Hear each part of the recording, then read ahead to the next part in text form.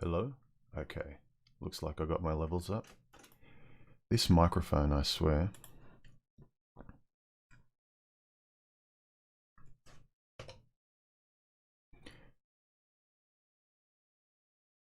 Okay, let me know if you can hear and see me. You should be able to. Everything looks good on my end. And as always, make sure you highlight your questions in the live chat if you would like to ask something.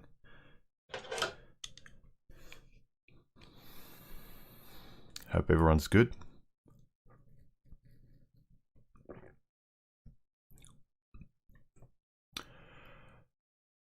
Okay.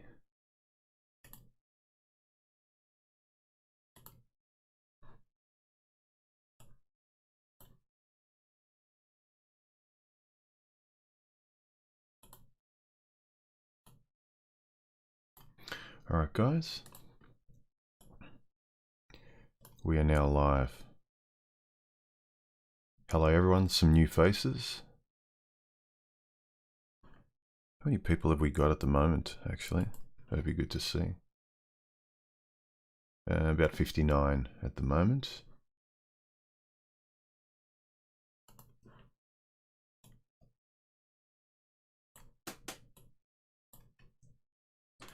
All right. If you guys have any questions as you prepare them, remember to highlight them with emojis. I'll go through some of the questions and comments that were left under the last video. Some really nice ones. Firstly, by Giles under Ask. Oh no, this was actually an old one I wanted to start off with, but it was a great comment. But I thought he said some really cool things. He said I've been monitoring you for about 3 months as I go through this divorce from 10 years of relationship hell. Had to call an ambulance for myself one time. Kidney stones, and was completely immobile on the floor. Well, I call her first. She was at work, so she suggested the ambulance. 10 hours in the hospital, no visit from her after she got off work. All the reasons, quote unquote, you explain came out. To this, to that, on and on. Could barely walk for 20 minutes. Could barely walk 20 minutes to the tram, then a train. She never offered to pick me up. Ended up depositing some money in my account for a taxi home. Oh, she did. How kind of her. I arrived at home. She was hanging out, chilling on her phone, just kicking back and enjoying her evening. This is one of many in the 10 years. For her to have the nerve to turn around and complain that I never ask her how she is, despite my asking every day after work for these years. She's too focused on her phone to hear my interests. Just crap. Man, that is awful. I've heard about self-centered. I mean, sometimes I'm not intentionally, I suppose you could say the same thing, but sometimes I'm forgetful. Sometimes I don't see things that other people see, but that is just blatant not caring. Yeah, let's look at another comment. Oh, Alpha Dog, thank you for the super chat. He just wanted to say hi. Hi back, man.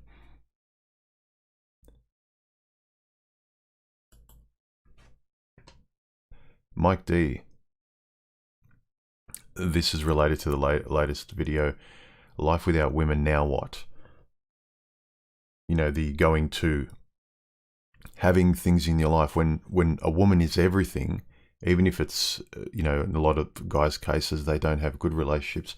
It's just a non-stop. It's like being at a bad job where there's a lot of fear and get things done and work overtime and stress and, you know, you haven't got time for sleep or your own health or to breathe even, and you're with the completely wrong person, and like in the previous case, completely selfish, self-centered person.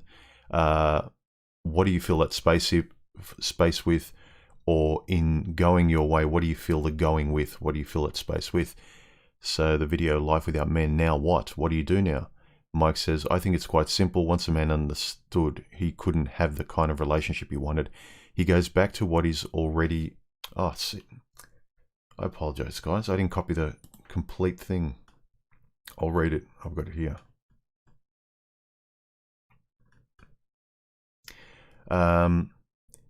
He goes back to what he's already used to, work, friends, hobbies, etc. until the end, which is much easier for the average to not good-looking men since they built their lives very early about their own interests, having no success with women.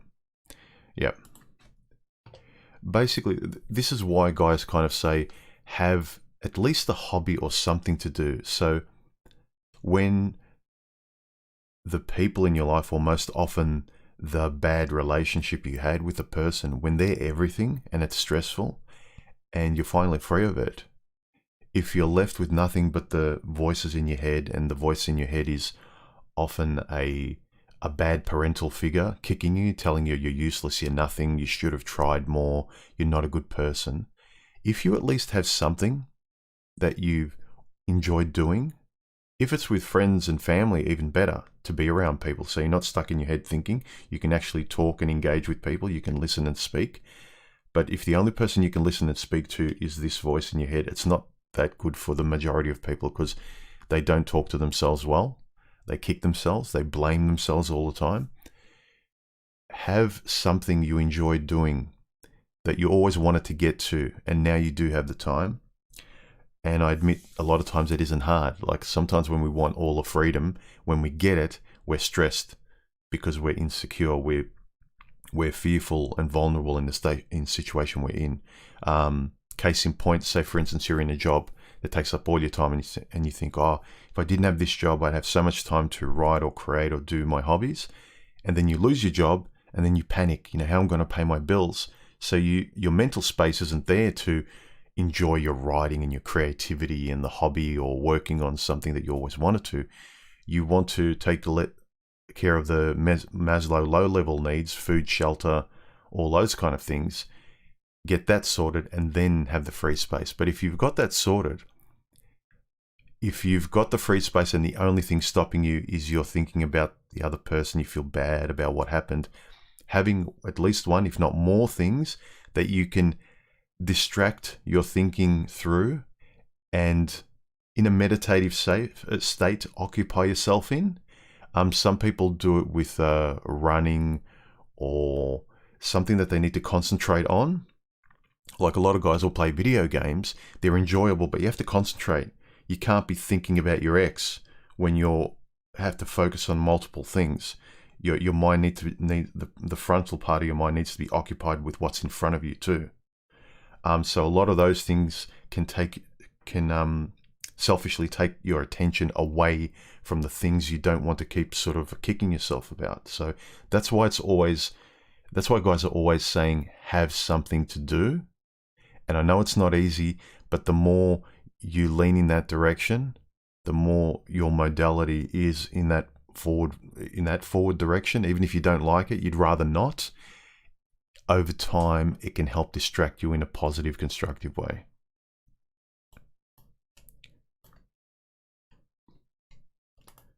Thank you, Vin, for the super chat. I appreciate it, man. Black Standard, caught alive finally. I know that people are being locked in their homes now. We went through it last year for about 6 to 7 months, so I know how you feel, and now the rest of the world's going through it. So I feel you guys. Some of you guys are having it worse than others, so glad we could hang out.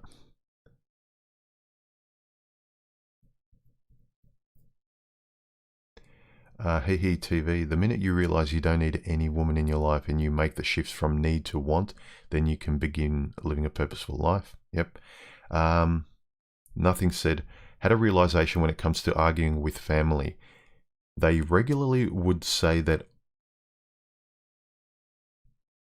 stat I have it came from, I don't understand what you said. From the internet is not reliable. I'm also seeing it from people I work with. Don't understand the question. If you can rewrite that, nothing. Didn't make sense to me. TomTom says, hi human, what do you think about the false entitlement of promiscuity culture that hijacked the minds of women? It's not false entitlement, it is actual real entitlement. But yeah, I think a lot of people who are in the hookup culture and on Tinder, it's this candy store of freedom where they think they can. I think they think they're in a club, more or less, like what girls used to be in a club, and there'd be all this attention from guys and it's music, and it's very escapist. They don't actually realize that because it's so escapist online, this hookup culture, and if you do hook up with people, it's like the clubbing mentality where you're partying and hooking up with this person and chatting up this person, but you're never choosing. And then at the end of the night, we used to go home. These people just stay at the club, figuratively, online, swiping left and right and up and down. So I think there's a bit of that going on. I think it's stupid.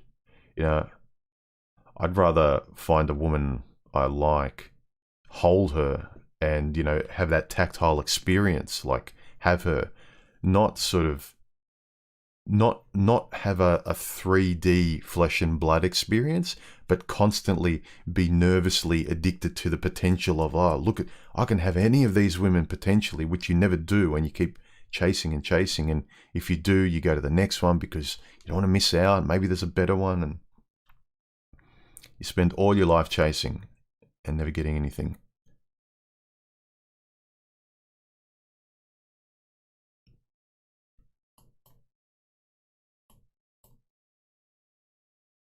Those back pages. When will the conversation video about Richard Paul be released? Soon. I've been fairly busy this week. Life really got in the way. Though I still tried to sort of be online. I've made some content this week. But I did a recorded chat with Specialness, and we talked about Richard, and that should be coming out, I'd say, in the next week. So we said quite a bit on him, so it'll be a good one. But just if any of you guys who are interested in me and Specialness talking about Paul Proteus, i.e. Richard, we talked about him quite a bit, so it's a nice conversation. I think it'll be over an hour long or around there. But yeah, that's coming up, don't worry. I take more time in producing my recorded conversations. Some people will think that it's quicker for me to do my normal videos. Longer to do my normal videos because of the look and the video and the audio and everything.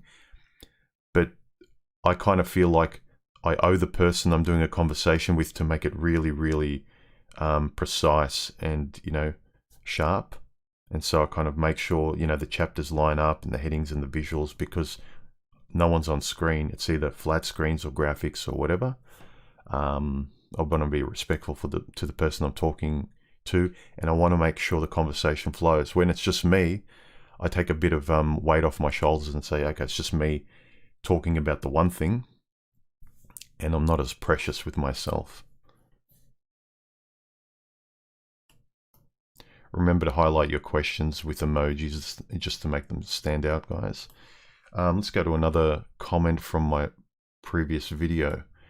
Navtav says, under my video, Life Without Women, Now What? He says, youth always tries to fill the void, an old man learns to live with it. It's a quote by Mark Z. Danielewski. That was pretty cool, I thought. Maybe it's because the younger you are, the less you know of yourself, and you're very adrenalized, and your hormones just want what it wants. You're older, you can subdue your hormones much more than you were when you're younger, in general, most guys. And also you think more. You start to contemplate. Your focus shifts primarily and solely from women and sex to the world and meaning. I think men do it more because there is nothing beyond us. We need to be responsible for our thinking, and have a framework kind of philosophy. Otherwise, no one's going to give it to you. You're going to be told what to do by media and women and bosses and all these people that poke and prod you, and you know they irritate you and they're not listening to you. But you can't be bothered thinking for yourself. Well, all you're going to get is people pushing you and prodding you. If you don't care enough about your boundaries, your yeses and nos, this far but no further, those kind of things, then people will continue to walk all over you. Lord Erectus says, under the same video, a ship without a rudder is useless and dead in the water. I agree.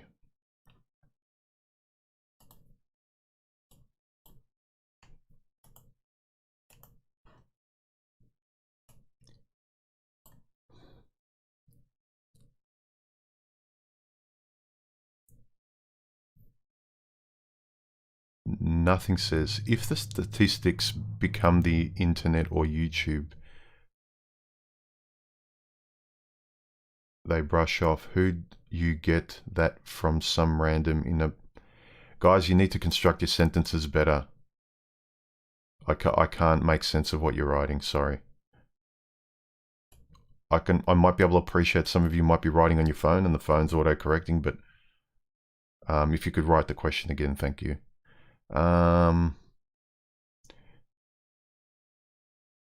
New tool, I have a question about YouTube. Yep, shoot. Med says, what do you think about the Islamic view of women? Look, I think Coltane did a good video saying that the men in that culture and religion, they don't, there's some things where their culture forces women to comply with the man much more, but the man works very hard. The woman has it really, really easy too. So don't think that men just sit back and do nothing. There's good and bad, I suppose. Med, can you stop repeating the same question over and over again, or I'll block you?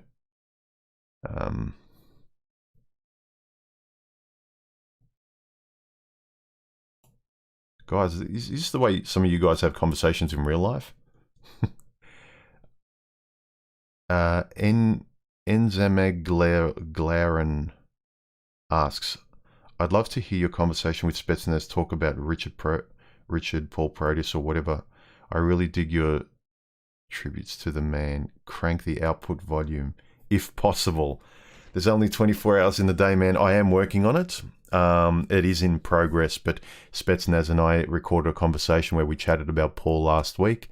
It went for, I think, over 2 hours, and I'm going to try and cut it down to about an hour. So I need to edit it. It's a fair bit. So I need to go through the whole thing. As you can imagine, I want to make sure it all gets, it doesn't get sort of limited by YouTube, because it, we just kind of free float and talk. So I need to bleep out any words that YouTube might think are offensive and just sort of edit the whole thing. So I have to edit a multi-hour conversation, condense it, and make it, PG-13 for the platform. So it is coming out.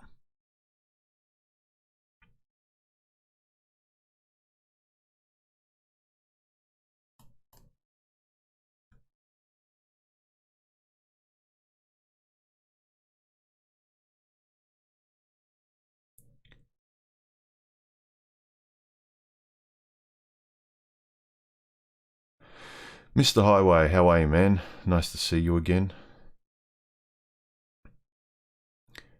His question is, since you decided to not start your own family, do you think this caused you to gravitate more towards your birth family? That's an interesting point of view. I'm very close to my birth family. I have no plans to start a family, and I'm not close with my birth family. Oh, that's interesting. I'm actually very close with my family. I mean, my brother has a family, and he's still close and visits my mother and my sister and so forth. So we're still all close. I don't think my closeness would have changed if I had a child. But that's an interesting point, because I think I, out of my own will, want to go and see my sister, my brother, my mother more, because maybe I have more time. Whereas, say you're a family guy and you work 5 days a week, non-stop, and you've got to do the kids stuff and the family stuff and spend time with your family first, and then try and find time to see each of your immediate families, and then maybe your mutual friends, like you're the most important friend.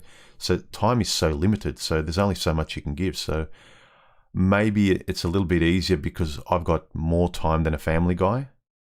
But that's an interesting point. I never thought about it that way, Mr. Highway. Do you think it caused you to gravitate more towards your birth family?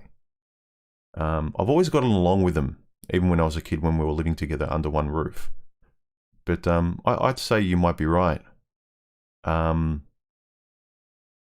Yeah, that's a good point. Never thought of it that way.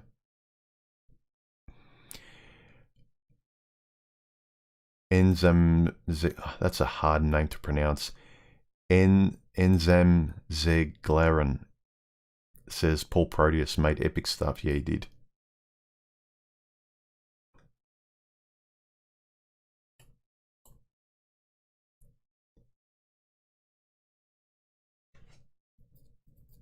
TB says, how do you find what's important? What does your instinct tell you? What do you think about? What do you want? What do you think about wanting to do? What are you excited about? What are your hobbies? What are you interested in? I mean, it's not hard in that way, but it's kind of hard to kind of find time and want to do it. So for a lot of people, it's a weird thing where a lot of what you want to do, you stop yourself from doing.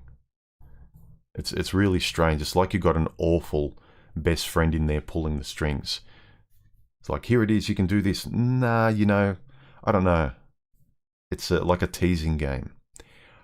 Ice Nose, thank you for the donation super chat. I appreciate it, man. Keep the content coming. I will. If you guys are listening and supporting, I'll keep producing content. Thanks a lot. The Teenage Experiment says, how much emphasis do you put on physical attractiveness in dating? Much more when I was younger. It was solely the reason because you don't know yourself, you don't know your values, and your hormones just want the body and the biology.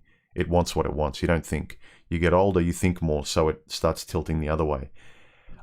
So much so to the point that now, the older I got into my 30s, I started to mistrust an ostensibly, like, you know, an objectively beautiful kind of catwalk model type of Victoria's Secret model kind of woman, because she's like an atomic bomb. Everyone wants her. But you've talked to one or two of them, or if you've been, you know, lucky enough to go out with a really attractive person, most of them have nothing, not much of a personality, or they're very entitled and selfish. They've won the looks lottery, and so they've seen every guy act like a dog, and they've gotten off on it, and the other girlfriends probably encouraged it, and you can get everything you want. Like, and it's a weird thing. A lot of guys keep salivating over these women because, and these women, the worse they treat a lot of these men, the more the men run after them. So the more you can start thinking with, okay, she's good looking, but, so you always hold them at an arm's distance. And I started to hold them more at an arm's length to be more sensible, because I've had one or two missteps and been humiliated by your typical hot, you know, hot crazy matrix kind of woman. And then it's like, okay, what have you got? How do you speak? Are you stupid? Are you a selfish, awful person? Do you have any empathy or sympathy? Things like that. And then the more I came across, it was like the cliche just was true. You know, the more Victoria's Secret like the woman was, the more the cliche was true. She was vacant, had nothing to say. She didn't have any sympathy or empathy. She was an awful person. She was only attractive on the outside. And then I started to see more people that, you know what, I like the girl next door look more. The pretty girl next door look. She doesn't have to be on the cover of Vogue. In fact, like, I've stopped wasting my time with those kind of women, because it's like trying to find a needle in the universe. There's no point. I'd rather find a human being that looks good or takes care of themselves or just looks like a naturally good-looking person or someone who's for me. And so much so that I started to appreciate little quirks and fetishes. Like, I like the girl next door look much more than the supermodel look for a personal relationship, because there's more to trust quicker. I don't mistrust them straight away. I even like women with big noses for some reason. I don't know. That's a fetish of mine. That's just a quirk. But yeah, I have much more of a mistrust for the ostensibly and objectively, like, you know, catwalk, good-looking model type of girl. I find the good-looking girl next door, natural-looking girl, much more personally attractive. Like, I want her. Whereas the other girl's like, yeah, she's attractive, but so what? It's like seeing a Ferrari. It's like, yeah, cool. It's not my life. It's not for me. I don't want it. There's a lot that comes with a Ferrari that's just not me in my life anymore. Not that it ever was. VKT says, need some advice. Do you ever feel lonely not having someone to discuss red pill issues in real life? Yeah, that's why I started my channel. I got frustrated with not having really anyone in my personal life to discuss it with. Forget it with the ex-partner I had at the time. No, so, and this is a big part of me. I really enjoy these ideas, and they're useful and practical, and they're important in your real life. If you want to have good friendships or lovers that aren't just you putting on a mask, playing a role just so you can get to bed with them, and then you go back to your life and go, okay, I'll call them whenever I need to have a release, you know.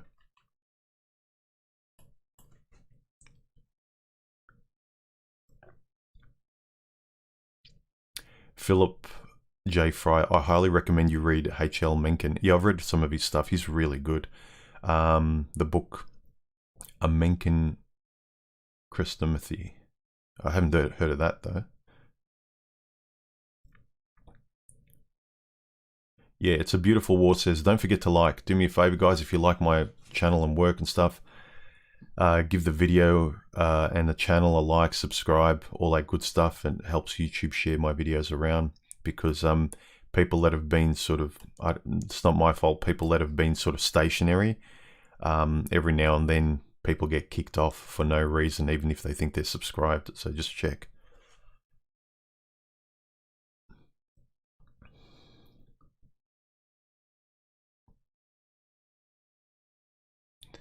Myrtlefoot says, actually, no, first Casey.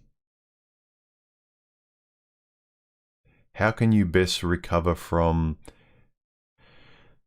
the red something rage? Don't consume angry videos and stuff that's going to fuel that fire.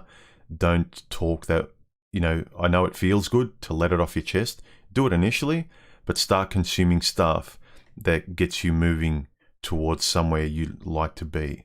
Stop standing in the fire because it feels good and like venting. You need to vent, but you need to, after a while, if you feel like you're repeating the same venting all the time, it's why once you've vented, it's healthy, it's cathartic, but when you keep doing it, that stuff rots you away because the venting becomes familiar, the anger becomes familiar. Because your partner left you, that's gone. The only thing that feels good is the venting, and it's kind of a bit nervous to move towards something that doesn't feel good. That could be a neutrality, like, you know, comfortably and calmly walking to a peaceful corner of your life. It's like, no, that's a bit nervous. There's nothing there. It's just stillness. I'd rather stay here with other guys venting and screaming and fighting and, you know, letting things out, which feels good, but I wouldn't stay there. It's like poison. Spitting it out initially is good.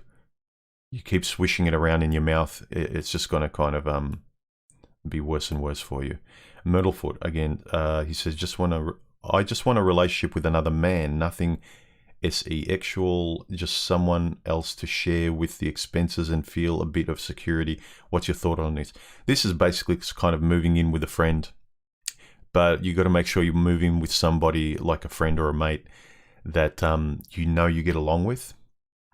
Because I've got good friends, but they've got very different personalities, and I know that the way they live, their day-to-day, would drive me nuts living with them 24/7. So the challenging thing there is not just a friend, but have a look at their lifestyles and if you could really live with each other. I know what you mean. I've talked about this with some guys where you've had enough of the dating. You think it's better just to live with friends, with other guy friends, and have that happening. So if you can do it, I don't see there's anything wrong. But again, like living with the wrong woman with who's very different in the way she wants to live and how she sort of lives her day-to-day, her tidiness compared to yours, and where they leave things and how they want to organize spaces, and whether you need more space and having another person in your face all the time. That's the tricky thing. If you could do a test case, trial period, and then you can go back to something and keep trialing it until you find the right friend to live with, that'd be good. But that's basically trying to live with a good friend. Nothing wrong, but still a bit tricky. Less chance that a best friend's going to try and take your house and shaft you in ways that some women do in marriages and things like that, and cohabitation. Nathan says, what should someone do when they lose their purpose? That's a big question. Also, any options on GameStop crashing Wall Street? It cost Wall Street 70 billion. No idea about that. Losing your purpose. You got to sort of introspect. You can't be a person that's not interested in forming your own philosophy and then going, yeah, give it to me. You know, what do I do now? How do I overcome sadness? How do I become happy? It's like they're questions that come 10 steps after your first 9 steps of self-interest and self-reflection. So if you don't care, because you can't be given what's important to you or what's meaningful. What's important for me, my day-to-day, is maybe nothing to other people, or they don't like it that very often. I'm more of a homebody, whereas for other people, they like less of that. That's a nice little comfortable, oh yeah, it's nice to stay home once in a while. Most of my space is staying home or visiting family or going to a friend's place or going to a coffee shop. It's not out at parties and amongst people and sightseeing and, you know, being amongst the world. Like I embrace the intimacy of me or another person or a family member. I like the one-on-one or small groups of people I like. I don't want to embrace the world. So finding your purpose is really, it's very closely connected to your character, your personality traits. And from that springs your individual interests, like, you know, the accidental way you're born into this family and the friends you found and what sparked your interest. I mean, I don't know why I found illustration and drawing and later in my life writing so interesting and compelling. I just discovered them, you know. Everyone comes across books, but why did I want to write? Why did it hit me so hard? Everyone sees pictures and drawings, but why did I become obsessed and addicted with drawing? You know, I found my purpose there. Why? Everyone else saw drawings or read books and sees things. Why does someone watch a movie and think, oh, cool movie, and they consume it, while others, they watch movies and they want to become a director? What sparks that? So your purpose comes from recognizing what you really feel is important to you, what really lights your fire. So you have to respect and be interested enough in listening to those instincts.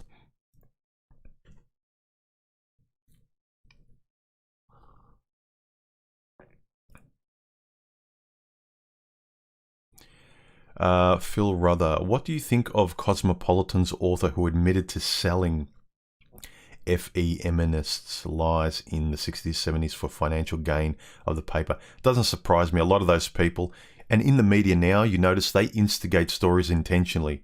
When you see a story where they're being provocative, like, you know, men against women, like, you know, look at this, what's happening. You could tell they're throwing kerosene on fire for clickbait because it gets people talking and enraged. Doesn't surprise me that papers used to do this too. because it's what people care about. Think about it. We care about our relationships, but we pretend to say, let's not talk about it because it's offensive. But it matters. Without our interest in relationships and other people, we wouldn't exist. So we pretend that it's not important, but it's the only reason we're here. And so if they can clickbait that very natural, primal, and important instinct through provocative stories and stuff in paper or media, then yeah, it sells. Our eyeballs are fixated. We talk about it. We comment under the comment section.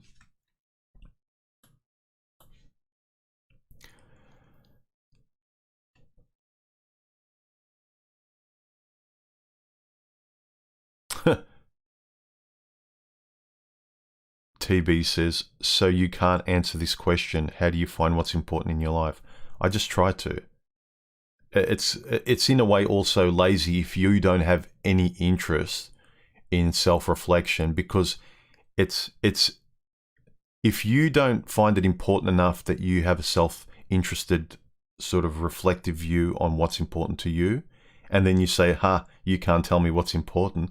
Man, if you don't care enough about finding what's important to you and developing your own philosophy, and I'm not belittling it, but another person can't care more about your purpose and your self-interested philosophy more than you.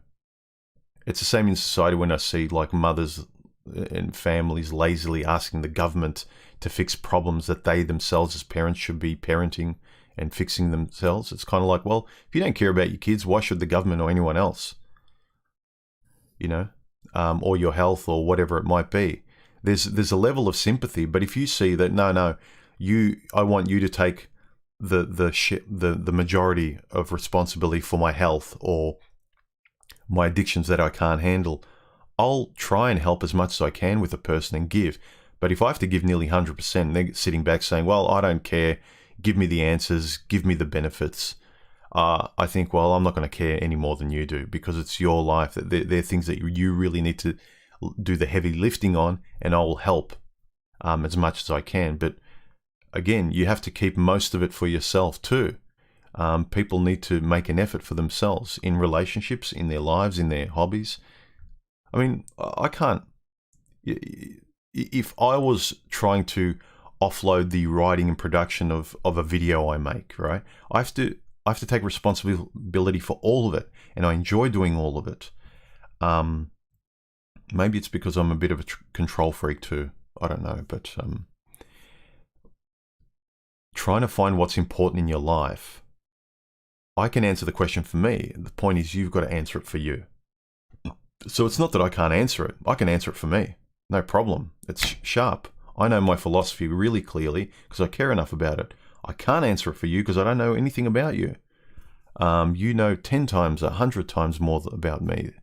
I mean, discuss it with your close family and friends. You might be able to start figuring it out a bit more if you're unsure. But me? No, I can make suggestions, but make sure you highlight your questions too, guys.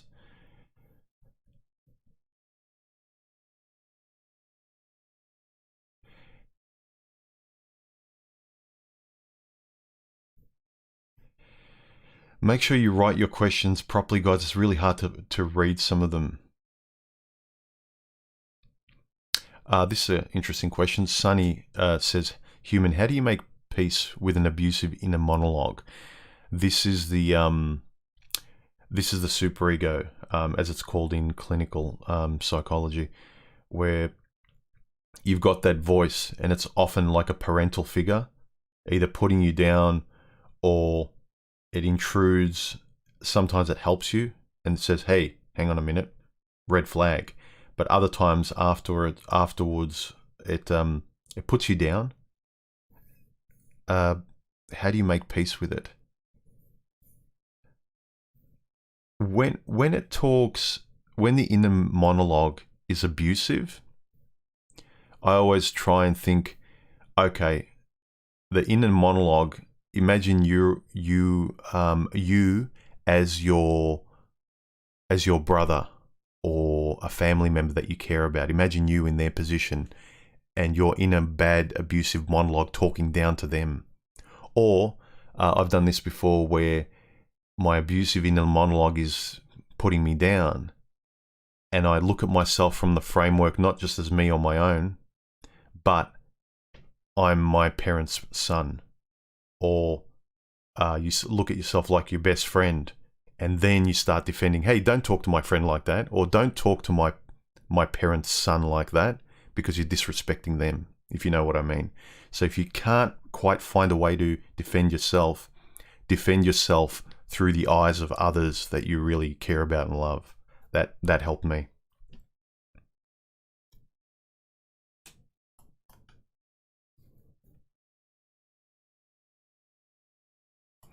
Hey Joe 212 says, do you think the biggest awakening modern men need to overcome is understanding modern women's manipulation of them? Yes. Understand female nature, and then your dance and interaction in relation to that. What you do normally on autopilot, and how you need to be better now. Understanding her nature, and it's basically that, it's false marketing. They're selling you an old black and white romance movie, but you're really dealing with a female human being at the end of the day, with 2 arms, 2 legs, desires, imperfections just like you, but in a female way. So just understand them as a female human being, not as a romantic unicorn that's going to magically make your life perfect.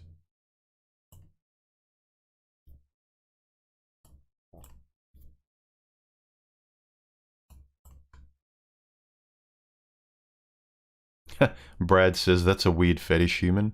I think he was referring to big noses. I don't mean like a massive, like, I like prominent noses. I think whenever I kind of look at, you look at old Roman, there's Roman movies, or the way men or women looked. There was this stoic profile of people. There was a distinct character more. There was more differentiated looks in people. A person had a bigger ears, slicked their hair differently, their profile. Some people had bigger noses, both men and women. There was more variation and individuality you could see, even though a lot of them dressed similarly.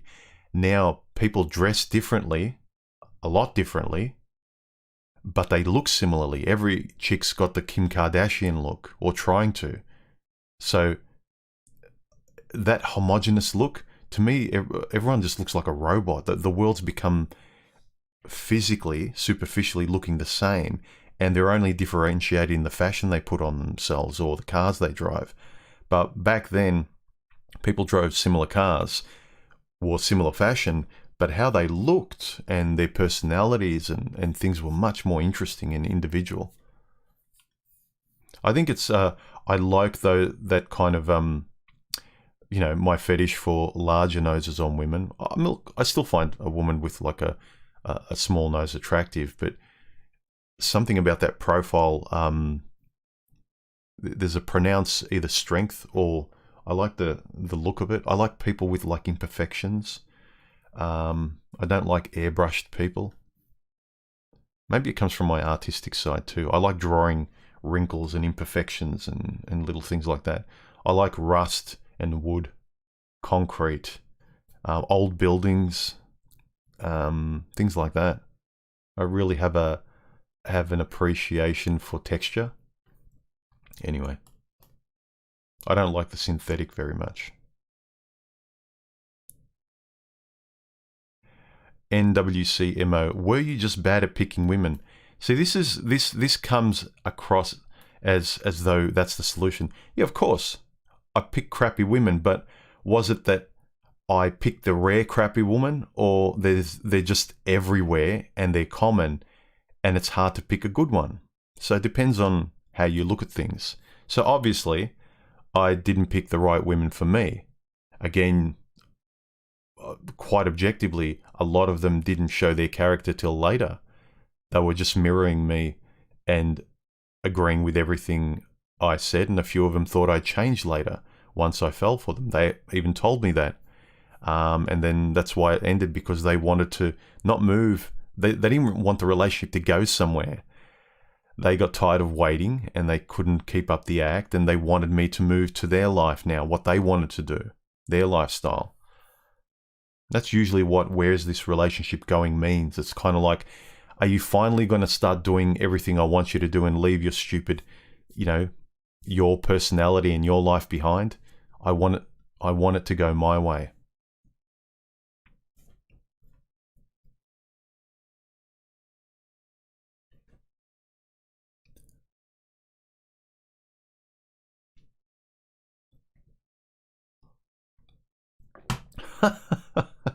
Oblivious713 says, I don't like models because models are only nice to attractive guys.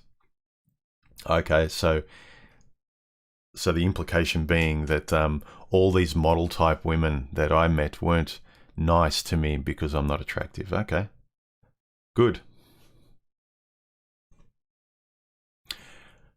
It also says something about model type women being abusive to people they don't find attractive. That's not a nice character as well. I try and treat most everybody nicely who's a decent human being. I don't treat really good looking people badly.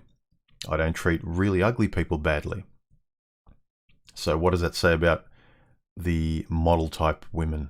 Not very much. It just it doesn't. It says even it just adds to what I thought those kind of people were. So anyway.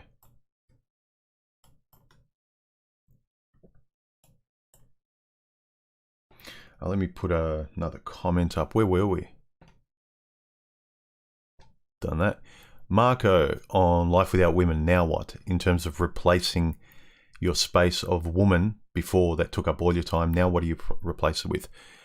He says, Human, your videos remind me of a self-help guy I saw in the 80s who was the real deal, and he said in life you need many passions. This is touching on something that we said before. You need many passions and hobbies at the same time, and some are new and you're enthusiastic about them because they are new and exciting, while others that were once new are getting boring and you have less time for them. His point was, people need many interests because as life goes on, some are dying or are dead, and you need new ones to replace them to keep your spirit or purpose to stay strong. Okay, this is a good point. You're answering some of the questions from guys before about purpose, spinning plates, so to speak. So yeah, that's good. That's a good point. If you like spinning plates with women, spin plates with your hobbies. Have a few things you're interested in, hopefully one major one that occupies most of your time, but spin plates in your hobbies and interests, because as certain ones die or drop off, you find ones to replace it with. But you got nothing if all you do is spin plates with women, or you're spinning a major plate with a bad relationship. Once that goes, there's nothing to spin. Men need to spin something. A self-interested spinning is the best thing from which to direct yourself. Really good point. Thanks for that comment. That was a good one.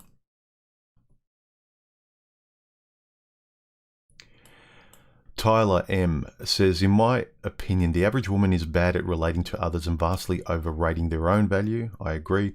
Do you see women coming back to reality anytime soon? No. Or has social media finished us off?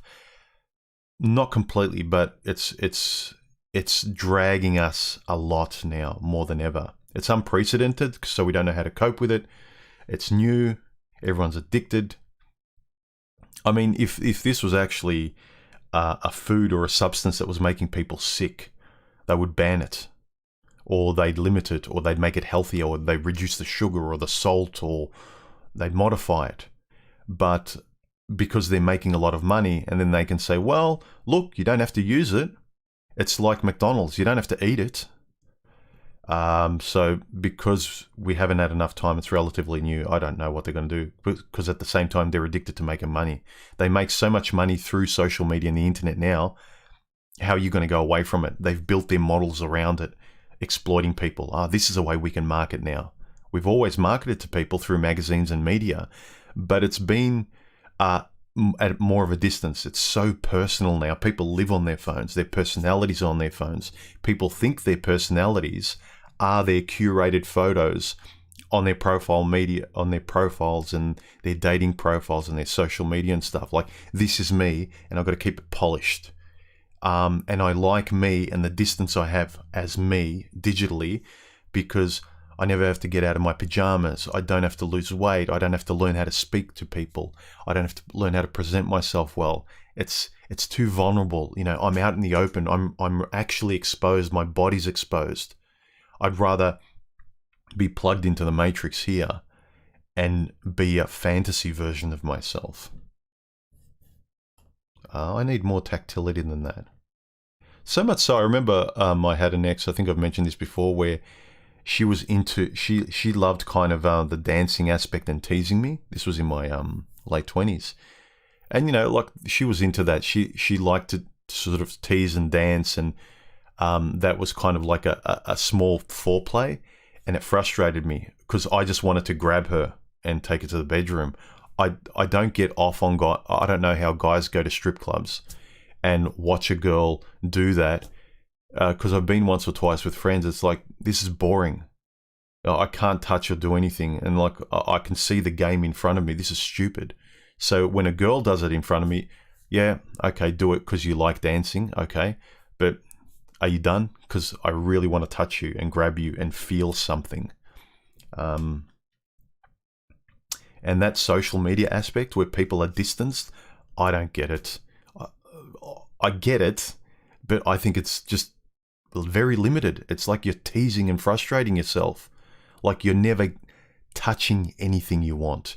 You're never tasting, smelling, talking to, engaging in a real haptic sense with anything in life. For me, it's just a waste. It's just like, you're just like living a matrix your whole life.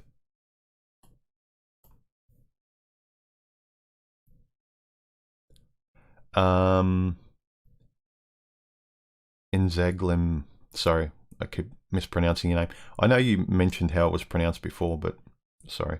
The woman working nighttime in the 24/7 store is the best. Always nice and happy to see you. She knows everything about the coffee brand and rolling papers. Okay.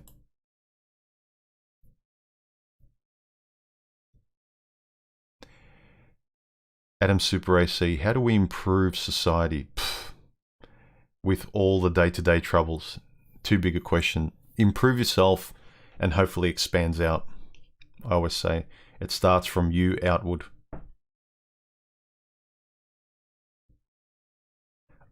Ed R. About the importance of looks. What is the point of being in a relationship if you don't feel very attracted to someone? I didn't know intelligence and looks were mutually exclusive. They're not, but it's so rare. Think about a beautiful woman that never has to. Like, if you're naturally thin, you don't have to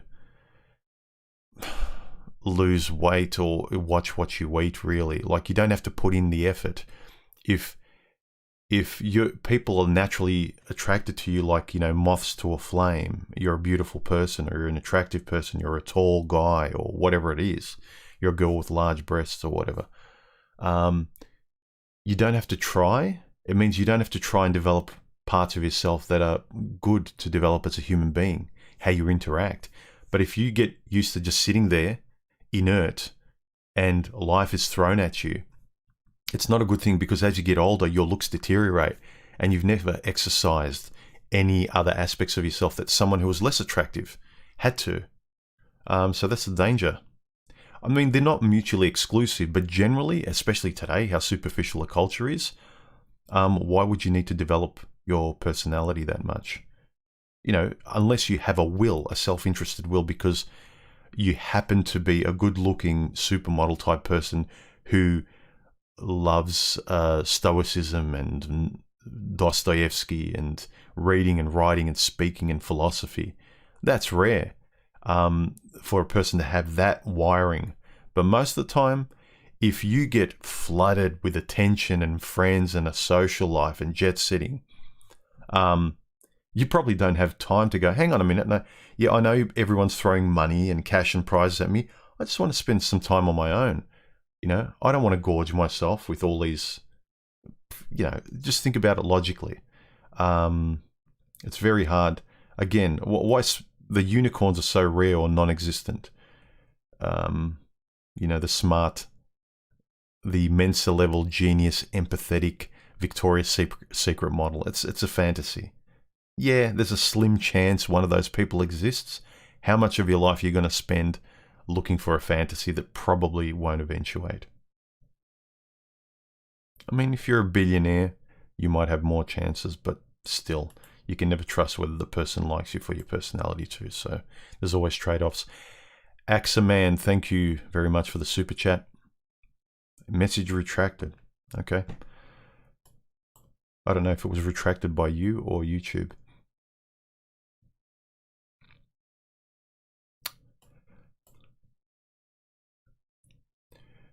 Sunny, actually, no, Will C says, at 45, I feel my interest in dating has dropped off a steep cliff.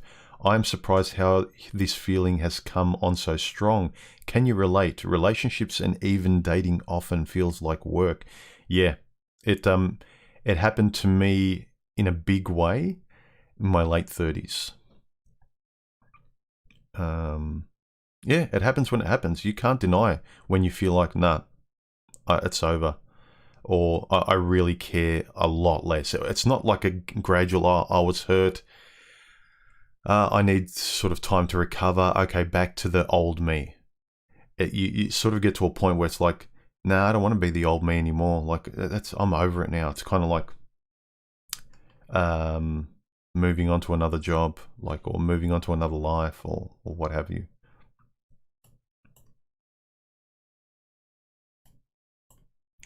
Sunny says, human, you're right. I was confusing a lot of hypothetical angry posts and then looking for fights with my friends and family. It was destructive. Don't spend your life reading angry articles. Yeah, that's exactly what I was saying. The release initially, when you've been betrayed, it's a natural response to say, I am here. This isn't fair. I'm proclaiming loudly my anger and my release, what is right and what is wrong in the world. That's great. But you stay there throwing mud at what is wrong.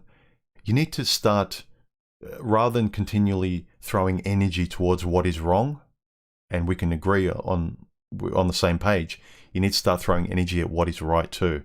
It feels good at throwing mud at people and laughing, but ask yourself what part of your character really enjoys doing that over and over again and solely doing that.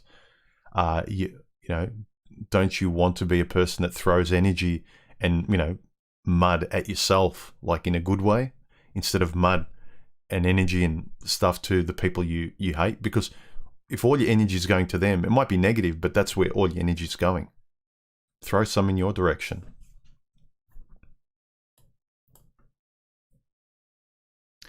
Neil says, I have a buddy whose madam is alarmed by my red pill awareness, and I'm suspecting he has been conditioned to avoid opening his eyes to any alternative view from classic preconditioned Disney world. Yeah.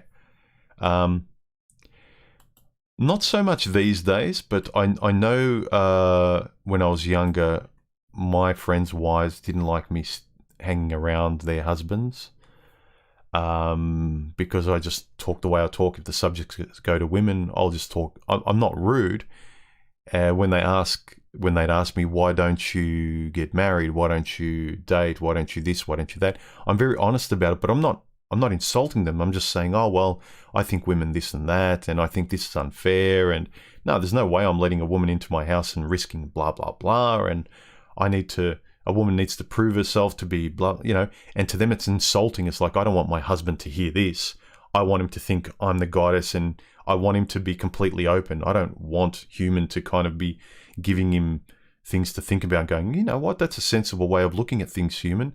Like, she's probably thinking, no, I don't want you thinking like that. I don't want to be, because right now the husbands have probably got free reign to do whatever they want. I'm getting him, maybe, I'm not trying to, but maybe listening to me on my boundaries might actually start getting them going, that's a sensible way of having boundaries in your life, human. It's cool. I might actually try that and see, because I can see a lot of benefit from that. And the wives probably don't like that. Not so much now. They're all pretty much mellowed out. They're pretty cool now.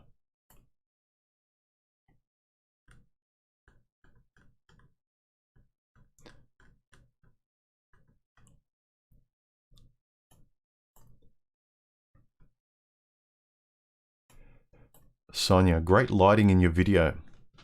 This is just natural lighting. There's a bit of a color grade, and I've got an ND filter. Yeah, I really like this position and look. If it's one of those sunny but spotty cloudy days, it's bad because it goes from dark to light to dark to light, and the color shifts a fair bit. But I really like this natural look.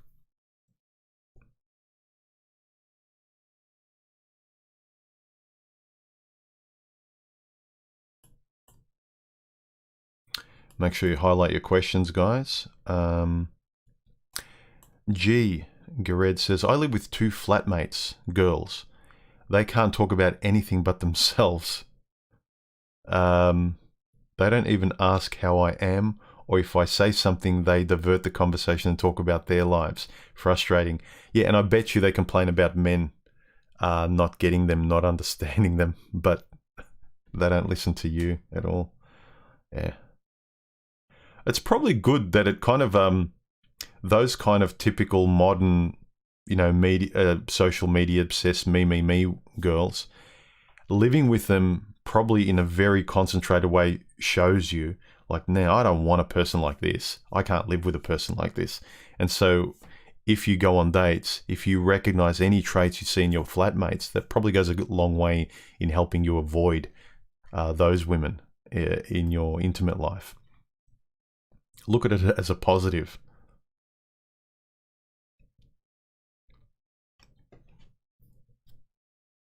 Hydrostatic says, Human, do you think the hyperreality with regards to image on the internet will wear off people's minds and we can get back to normal reality? No. I think we're just going to adjust to what's happening. We're never going... People think we're going to go back in time. We're not. We're going to have to adjust to what is now. We're not going back to the black and white time. Women are, men aren't going back to the way they thought back then. We keep moving forward and adjusting to the environment we have at the moment. I can't see the world changing in a big way. Everything runs on social media and the internet now, advertising. It lubricates the financial system in such a big way. And it modifies and controls people's perception, how they think now, their beliefs, their values. I don't know how you can't go back, because they're not going to change the environment we're in now.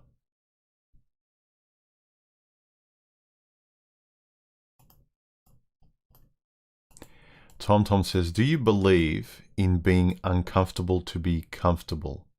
Philosophy. In the end, we all live in an imperfect world, and we are all going to pass away. The only thing we can do right now is try. Yeah. Recoverable risks, I've said. Do the thing you really know you should or want to do, but you're nervous or a bit afraid, but you know that nothing's going to really badly happen at the end of the day if you give it a try. You might fail, you might skin your knee, you might get embarrassed. But you really want to give it a shot.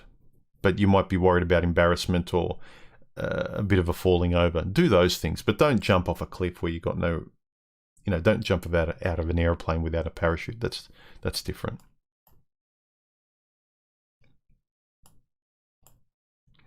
Charles says, have you been to the United States? No, I have not. I'd like to, though. When I have the money and the time and we're allowed to, I've always liked to visit a couple of the guys that I've chatted to, made friends with around the world through my channel and stuff, and really kind of do a around the trip kind of visiting these guys and having a really nice, spending some time with them, recording a conversation face to face instead of always digitally like this. That's something that'd be nice to do.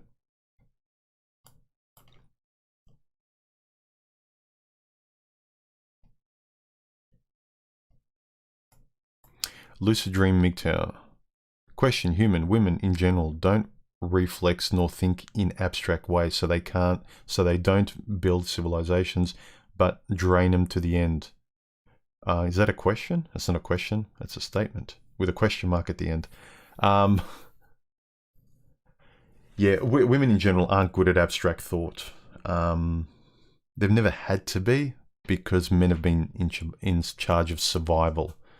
And so they have to see how external things click together, or potentially could, or solve those kind of external puzzles. Women tend to be more self-referential. If it doesn't relate to them directly, they can't kind of get it all that often. Yeah, you've got exceptions, but generally in the middle of the bell curve, the way we generally are, both men and women, women don't get abstracts as easy unless you can word it in a way that is self-referential. So I've mentioned in the past where I'm trying to explain concepts and women take them too literally. You have to go, okay, let me explain maybe in a way you understand. You know, like when you go out with your girlfriends and blah, blah, blah, blah, or you know when a woman gives birth, or you know when you're in a relationship. So you have to kind of frame an abstract idea you're talking about in her context. So you make an analogy and then she might go, oh, okay, now I know what you mean. But if it hasn't got anything to do with her immediate experience, most women don't get it. Again, an aphorism I came up with many years ago was women aren't interested in mathematics because they're not part of the equation. And that's basically saying they're not interested in abstract thought because mathematics on its surface is, well, what's it got to do with me? Whereas a man can be interested in the abstract and kind of can go, you know what, even though it's an abstract thing, I can see a concept, I can concept connect maths to everyday life.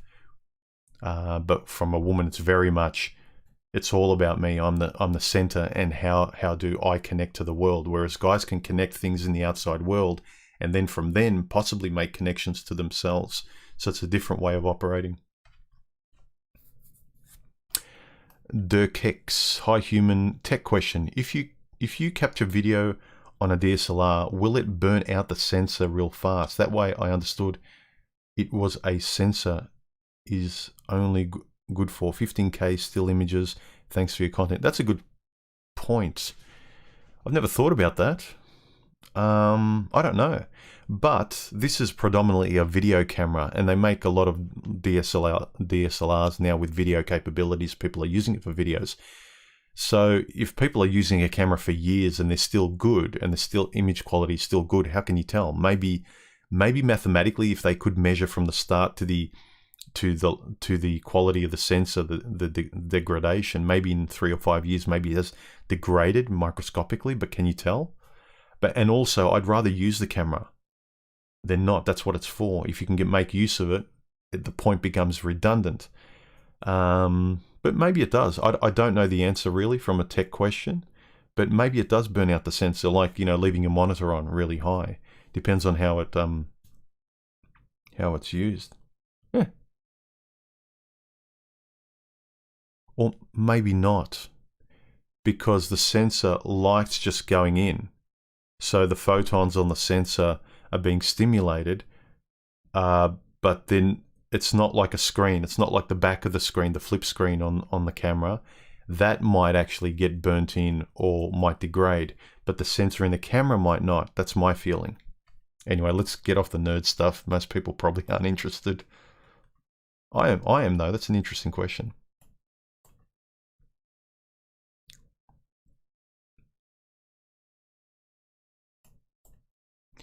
Lucid Dream MGTOW, human question. When this civilization comes to an end due to feminism? This civilization's not going to come to an end due to feminism. If it does, it's due to women. It's not due to feminism. Feminism's nothing without the women who want to jump on it. You know, McDonald's isn't the problem. It's people who want to eat and gorge themselves. He says, how would you guide the next civilization to don't commit to the same mistakes? Those big world building things, I really don't have much question and solutions to. Mine is more take care of yourself, be a better person, and we spread that out more. Rather than I'm trying to fix the world, but I can't be bothered fixing my own. Like, what makes you think any one of us is going to fix the world, but I can't be bothered just fixing my own life? Wouldn't it be easier if you don't care enough about your own life? That's the smallest, most important project you can do. But no, I'm going to be Mother Teresa. I'm going to go out there and fix everyone's life instead of mine. It seems like a noble task, but it's evasive because it conveniently makes you avoid your own life. I think the best you can, it's like give a man a fish or teach him to fish. Be the example of how people should be, act and speak to each other. And then that's teaching a man to fish. Then you show by example other people. They can self-reflect and go, no, that's the way to be a person. Like when we see people we admire, writers or celebrities or Elon Musk or whoever you admire, that should make you be a better person and in ways that interest you, adjust. But I'm pretty sure Elon Musk he cares about civilization, but he's very self-interested. He's very self-motivated. It's all about him. And consequentially, he enjoys that the fruits of his labor can help people too. It boosts his ego too, which to me, fine. But it's all driven to sort of benefit society and not just him. So be a better person yourself first. Lazo Shiva. Human, when did you realize that women can't love men for who they are, but for what they do, how they make women feel? After the first few mistakes, you start asking why and how, rather than, well, that was just bad luck. You have to come to a point where going, oh, I've tried different women, I've tried different tactics, I've tried giving them what they want, they're not happy.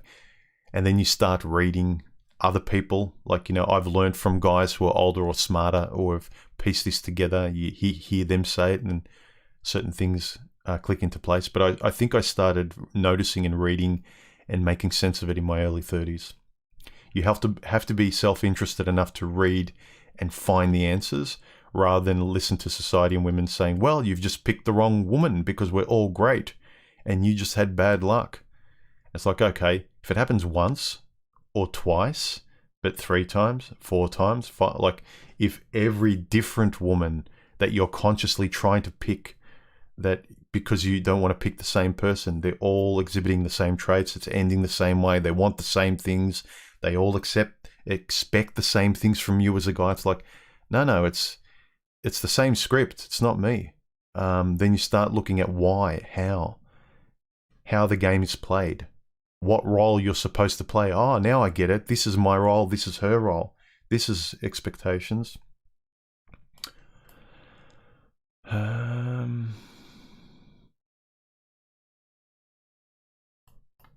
Boosted Fool. Thank you for the super chat donation. I appreciate it. He's got a little, I think it's a turbo on his icon.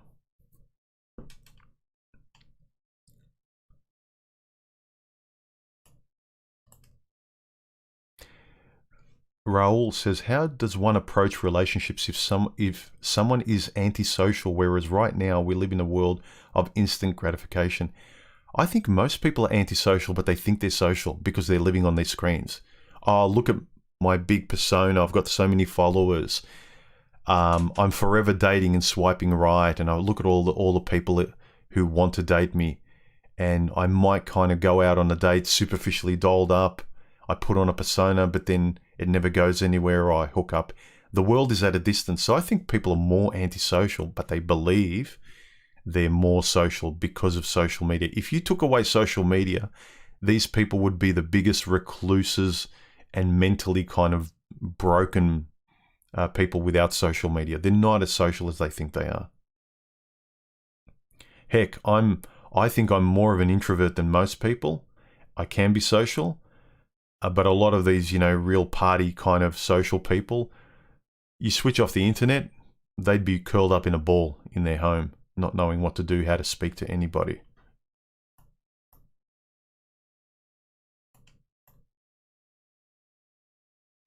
Alpha Dog Elite 3. Some people are talking about depression. I'd like to suggest Pete Walker's book about complex PTSD from surviving to thriving. Yeah, I've heard he's pretty good. Pete Walker's, from the little I know and read of him, he's got a good approach to self-help and psychology, whereas a lot of people like the Freudian approach, like you're always going back looking at your old self, the past, whereas Pete Walker looks at the present. He asks you immediate questions where you can actually do something about it. So I recommend that too. Pete Walker's book's good. He asks questions like, if you're feeling a certain way, he'll say like, from memory, what's the benefit of you feeling that way? What do you get out of feeling the way you're feeling? So he doesn't ask you who hurt you, a lot of these shaming questions that you can't actually do anything about because they're in the past, or, what happened in your childhood, like the Freudian thing people love doing. It's lazy. Whereas he he tries to help people, from what I know. His modality of thinking is the present. It's like, if you didn't think this way, human, how would your life be? It's like, oh, that's interesting. Actually, my life would be better. Or, what's the point of you thinking negatively? How does it benefit your life? Oh, you know what? So his way of thinking is really good. So good suggestion, Alpha Dog. Pete Walker, he's pretty good. He talks about the present and taking a step forward. He's not anchored to the past, and he's very constructive in terms of giving you handles now to grab onto to move forward. Forgot about him.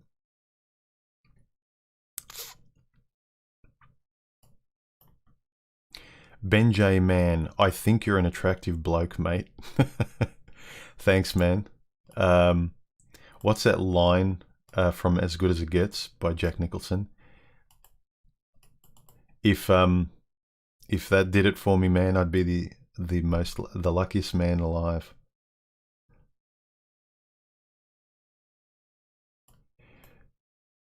MTGs. I treat really good-looking women like children, mostly because I treat people according to how they behave. That's a good point. Act like a child, I'll treat you like a child.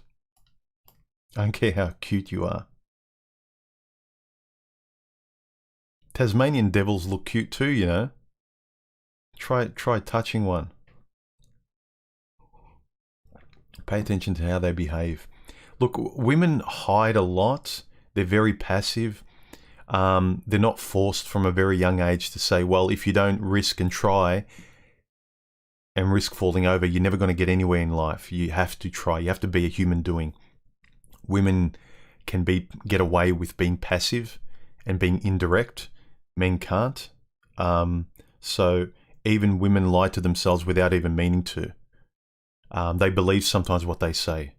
Oh yeah, money's not important. And she's your typical Kim Kardashian chick, and she's taking your typical Instagram photos, booty shots, and all her last boyfriends were bad boys with Ferraris that treated her badly somehow, and she doesn't know what's going on. So a lot of women lie to themselves, and they're not even conscious. They think they're being just genuine, just these things happen to them. So for your own sake, pay attention to how she acts, how she speaks, what she likes, what she chooses.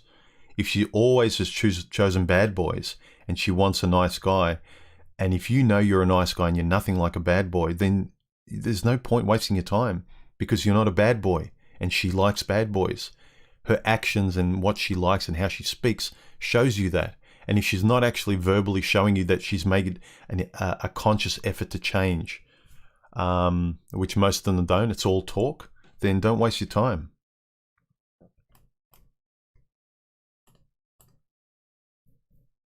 Wet Palette Warrior, any thoughts on this year's Australian of the Year? No, not really.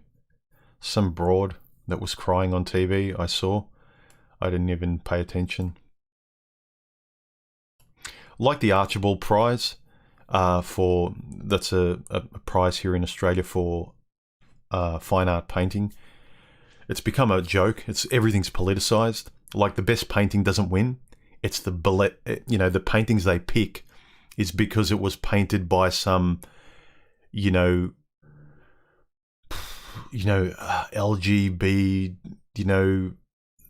semi this quadra octo sex, whatever it is, like some political group. There's a message, and it doesn't matter how good the painting is.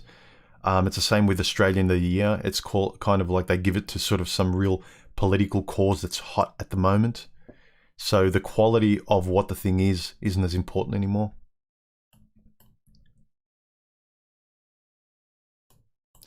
Boots Void, can you share some tips on how to dissolve the need for external validation? Stardust's opinion was to go on Ghost for a while, for a long time period. Is there a simpler way? Go on Ghost periods for shorter periods. Whatever you feel comfortable with, because there's probably part of you that's nervous, like, I don't want to do this anymore, I'm not ready for it. And if I keep doing it, it's just more of the same. I feel anxious, I feel whatever. Do it less and take baby steps in the positive direction. A lot of people try and do it like a light switch. I had this life, I'm switching it off and I'm doing this one.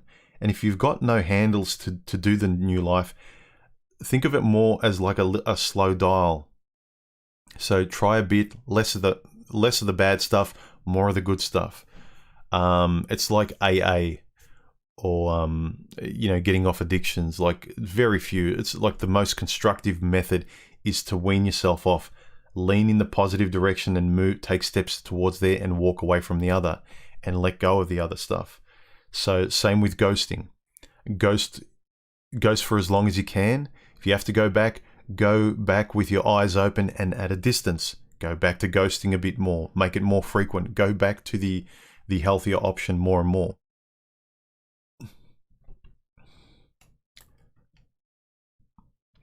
Boosted Fuel, thank you again for the super chat. He says, how do you deal with unconditional love as a man? Learn that all love is conditional. In terms of, you've got your boundaries. Like, my love's conditional too. I've got my boundaries, who I am, and things I won't stand for if a woman really disrespects me or treats me awfully. It's conditional. About the best you can get. Like, you see parents, they have unconditional love for their kids. Men have to get over this unconditional love because women don't love men unconditionally. Men think women do because they do, because men treat their women like they would their daughters.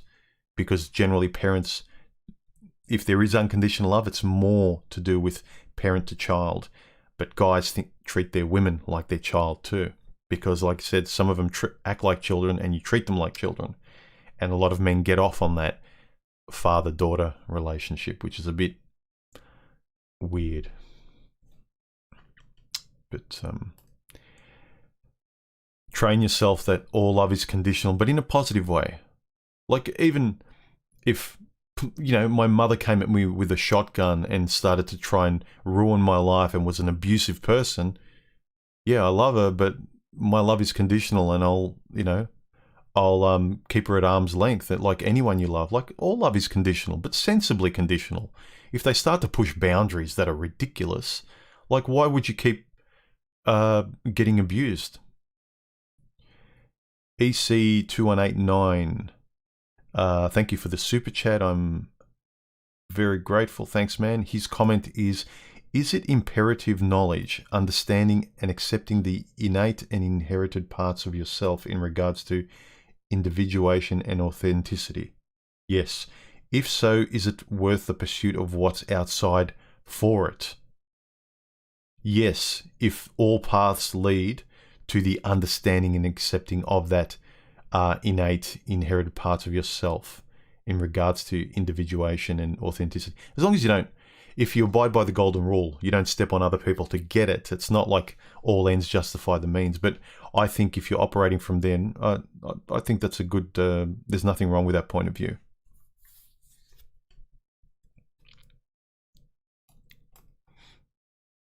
EOS logs, human, have you watched The Social Dilemma? Not yet. I want to, though. It's on my to watch list.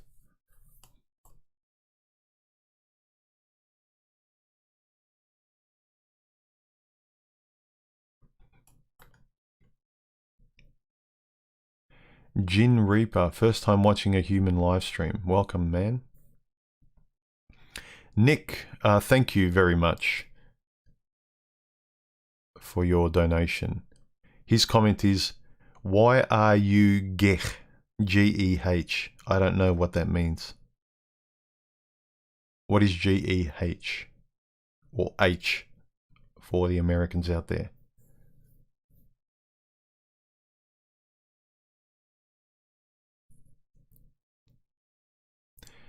Sup, man? Did you buy GME? I don't know what that is. Sorry.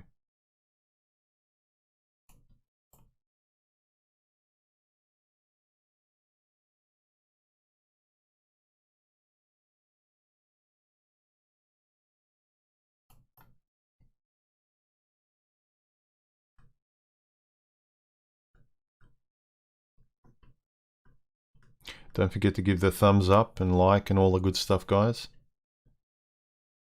Christopher, is sex in a relationship important? Yeah, I think so. Unless you just want friendship and nothing more. It's probably what differentiates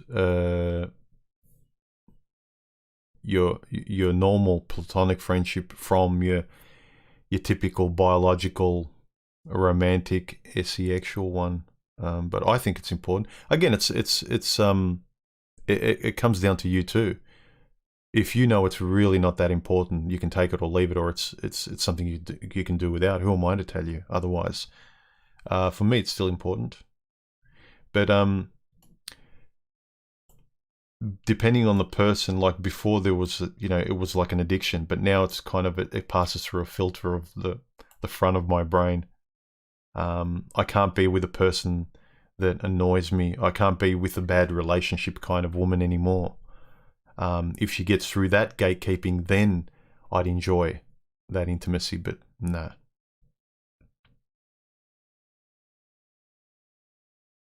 This is interesting. Mark Sophia says, Human, how many ex-partners do you still speak with, and how many of them you don't? What's the ratio and reasoning behind it? I don't really speak to any of them. I've bumped into one or two in the past. It was a nice, hey, how you going? How you been? All right, take care. But I don't. Some people can, me and my ex are best friends. I don't understand what you want to go back for, unless before you spent more time or you got to the point of being really serious, you figured out you're just better off as friends and you never crossed that Rubicon.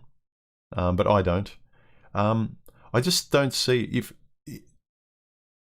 once you cross that intimacy threshold, look, it's just never happened to me. I don't see there's anything wrong with staying friends with your ex. I've never seen anything worth staying with them for, because a lot of them, it didn't end that well.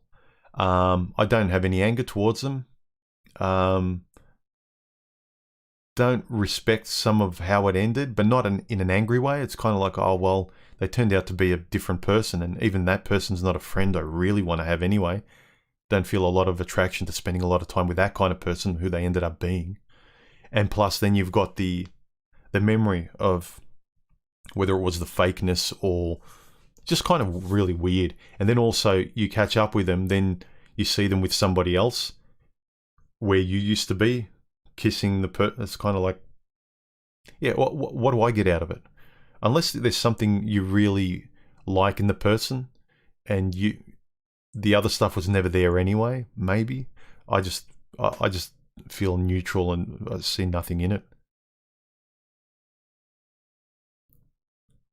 Wet Palette Warrior, is there anything worth destroying your mental and physical health for? I see so many people in the cities destroying themselves for money, prestige, and reproduction. Yeah.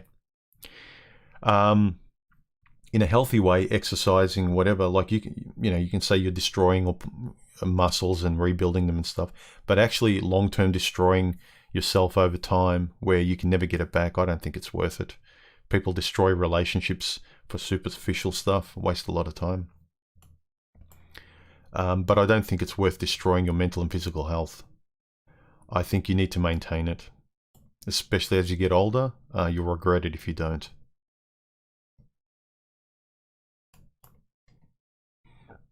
Chromatic Soundco, thank you very much for the donation.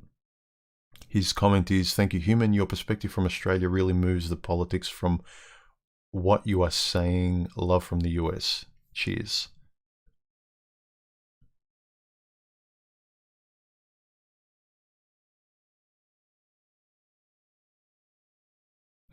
Ray says, just to let you know, I do subscribe and enjoy your videos, but YouTube never notifies me of these live chats. I just happen to be browsing my subscriptions for your information. Yeah, that's why I keep repeating it. Some people get sick of it, but if I don't keep reminding you guys, like, subscribe, make sure,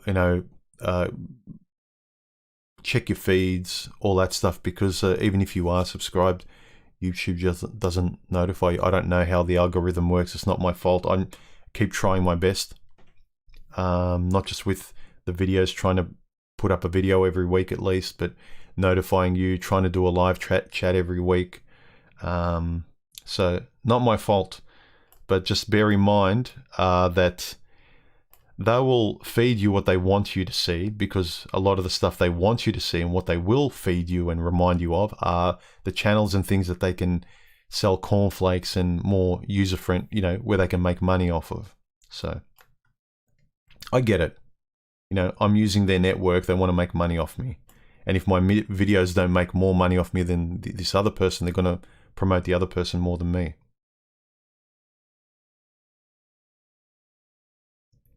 Human, the kit link doesn't work. I want to know what's your gear.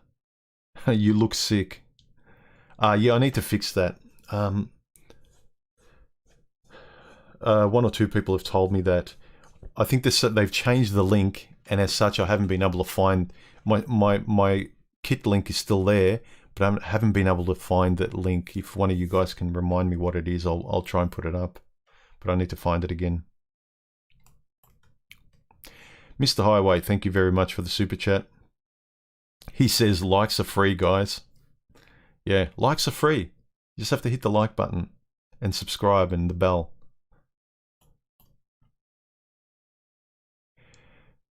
Sheshinok, human, are you going to continue doing podcasts? Yeah, from time to time. Like, I'm not regular. I kind of convert a lot of my videos to just MP3 spoken word kind of podcast, and I upload them to Anchor, which gets propagated through most of the podcast network. But it doesn't. I don't update as often as I update my YouTube channel. My YouTube channel is the most up to date.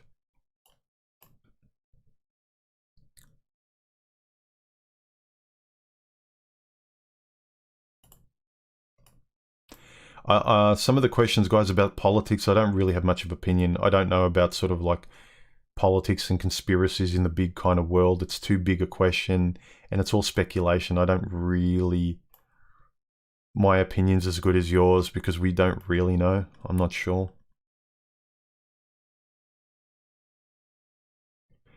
It's a beautiful war. Thank you for the donation. He says, or she says, eye-opening that women don't get their hearts open. Very helpful to know.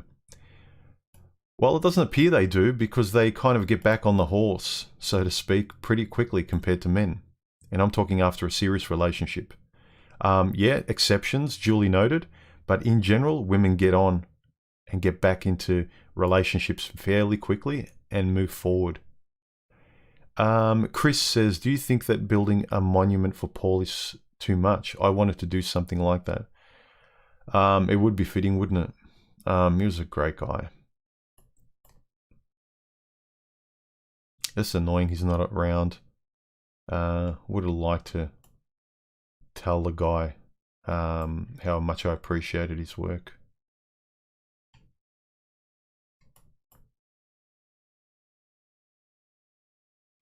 MGTOWN Maddie, hey human, if I wanted to set up a men's retreat, escape camp, shelter for dudes doing it hard, and for a meetup, what issues could you see? Only anonymity. People afterward maybe kind of sharing, going to these places and, sitting side by side to someone with someone on one of these retreats and going, hey, how you going? And the person opening up, and this person later on spilling the beans and doxing these people online. That's the only thing I could see. But maybe beforehand, people could subscribe and become a part of a community online where everyone would agree to trust people, not just one, you trust them, but everyone would mutually agree to trust each other who would go on the camp or the retreat, maybe that way. But that's the only downside I'd see, because people would worry about the being doxxed afterwards, maybe.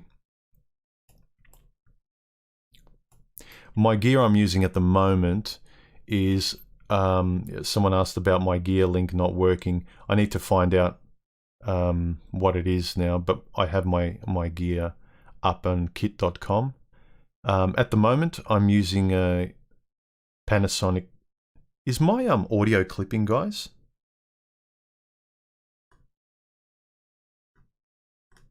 Right now, I'm using a Panasonic GH5 with a Leica 12mm f1.4 manual, and I'm using my microphone is a Lewitt 440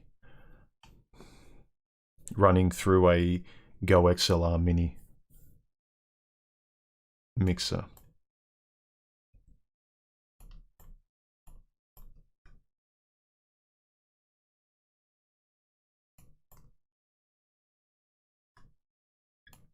Blue Jupiter Jazz, thank you for the donation.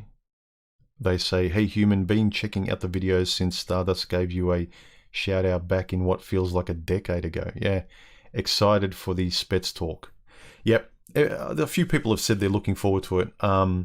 Yeah, I'll get it up as soon as I can, but it's me having to edit a 2-hour conversation, go through all of it, bleep out any words that I think that YouTube might flag, and then thereby limit how much it'll show or who it'll show it to, because again, I want my videos to get out to as much guys and not be restricted, not just because of the effort I put in, but because like this with Paul, I want a lot of people to kind of know about Paul.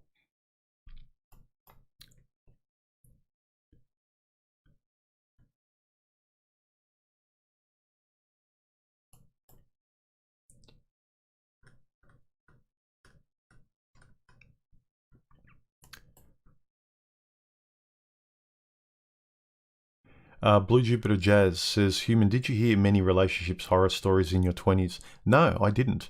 I haven't heard much nightmare fuel from any co-workers, peers yet, but I'm anticipating more crap shows the older I get. This is the thing, people don't often expose their dirty laundry. They're embarrassed.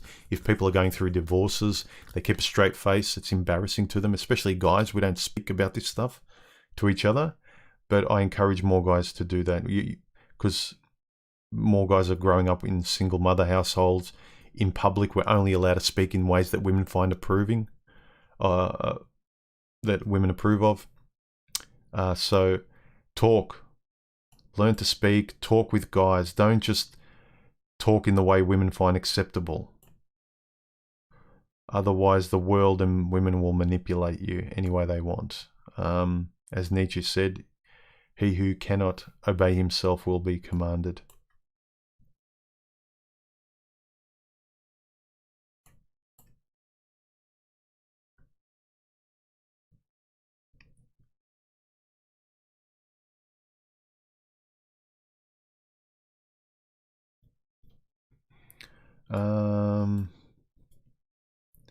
Healthy Quadrant. Human, do you think Walt Disney was happy in his life? No idea. Or was he trying to create happiness in an unhappy world? I don't know. I don't know. But he did create a few good movies. Pinocchio has a lot in it. If you go back and watch it, a lot of subtext and messages and metaphors about life and things like that. I think Jordan Peterson talks about it.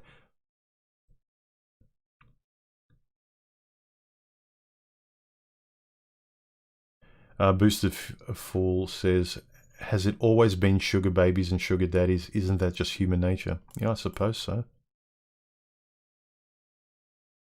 Boots Void says, about female nature, should I trust Briefold's law on the matter or J-Lo's lyrics? Even if you were broke, my love don't cost a thing. No, don't trust J-Lo. I would trust Briefault, especially as a guy. As a woman, J-Lo's she's speaking to women. Briefault's speaking to men. Can't decide between those two brilliant minds. Nudge, nudge, wink, wink. KG Jung says, guessing J-Lo has a better figure than Briefault. Yeah.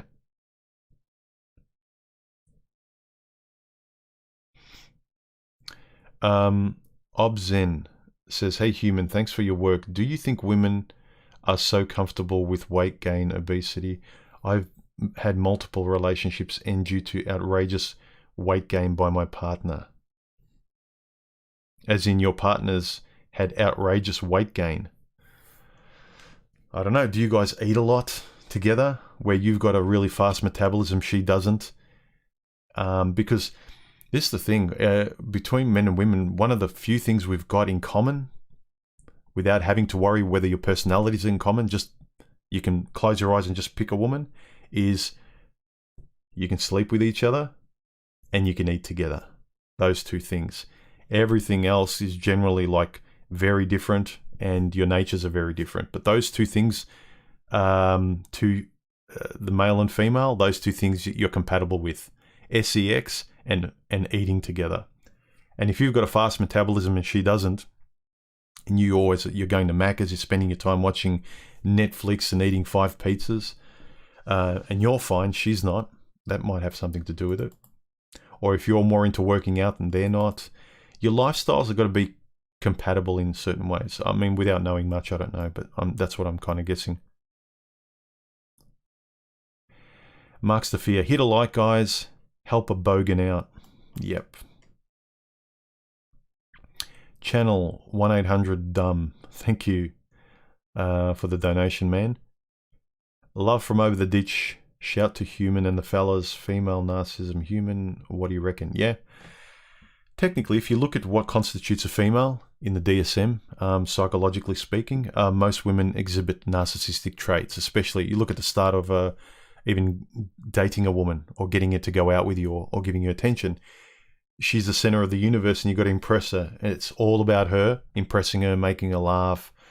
You've got to be worthy of her. And she thinks much highly of herself. Even if she doesn't say it, she's in that position of she's at the center and you've got to impress her. So it is a very narcissistic model.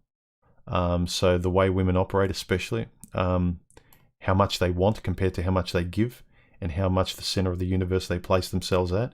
They're kind of these passive buckets of, fill me up, fill me up. That's what love is to them. I'm solipsistically all that matters. Why aren't you giving it to me? Hit the like button, guys. Oh, yeah, how many have we got on at the moment, actually? 107 and 290 concurrent viewers.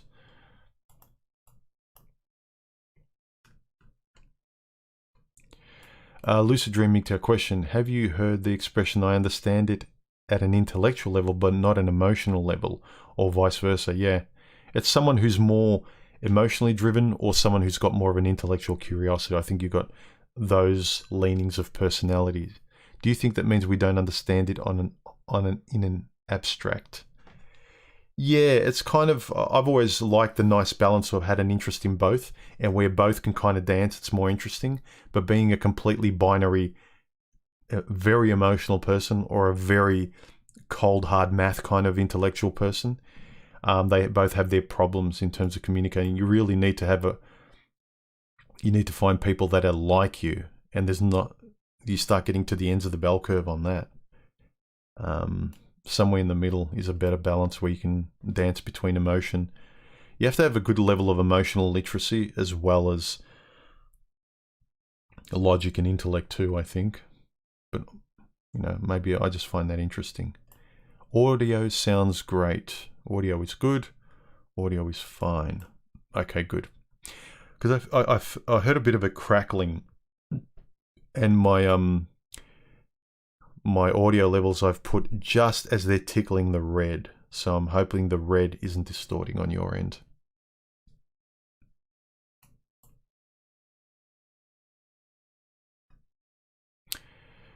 MGTOW Maddie, thanks human being, meaning to ask your age. I'm late 90s.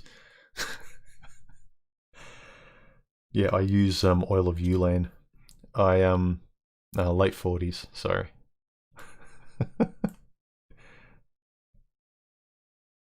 Make videos again. I do. Yeah, YouTube wants everything child friendly, and these topics are adult topics. They want to be able to sell, you know, products for old people as well as for children. They want to be able to sell them everywhere. I should just make cat videos. Get myself a cat, get 1 million subscribers, and just film my cat and upload a 5-minute video every week. I'd make a killing. Seriously, I'm not joking. Just buy a cat. Don't have to script anything. Just film it for 5 minutes, tickle its tummy, on its back, upload it, and put up a cool title. And everyone will click on it. You'll be able to sell any advertising on it. But how long could I keep doing it? D Yamara Reeve says, Human, what's your thoughts on pretty women and borderline personality disorder? It always seems like pretty women mostly have it. Do you think it's because they can get away with the behavior more? Yes. I think you answered the question. They can get away with it more. If they can't get the attention, they'll need to do more work, whether it's how they look or whatever. But yeah, they want the supply from other people, and if they can get it any way they can, they'll be more sexy, whatever it might be.